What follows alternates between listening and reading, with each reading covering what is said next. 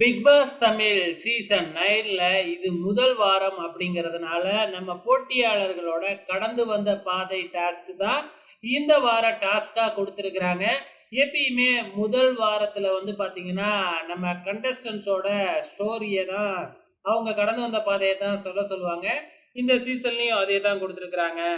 இப்ப கடைசியா நம்ம வாட்டர்மெலன் ஸ்டார் திவாகர் வந்து அவரோட கடந்து வந்த பாதைய சொல்ல ஆரம்பிச்சிட்டாரு. அவர் சொல்றது எல்லாமே நம்புற மாதிரி இல்ல. இருந்தாலும் 1 ஹவருக்கு எப்படிதான் சொன்னாருன்னே தெரியல. 1 ஹவருக்கு வந்து பாத்தீங்கன்னா, அறுன்னு அறுத்து தள்ளிட்டாப்புல. அங்க உட்கார்ந்திருக்கிறவங்கலாம் அத தாங்கவே முடியல. எப்பதான் முடிப்பாரு அப்படிங்கிற மாதிரி. இதே மாதிரி ஒரு சிச்சுவேஷன் வந்து பாத்தீங்கன்னா, நம்ம பிக் பாஸ் தமிழ் சீசன் 4ல அனிதா சம்பத்துக்கு நடந்திருக்கு.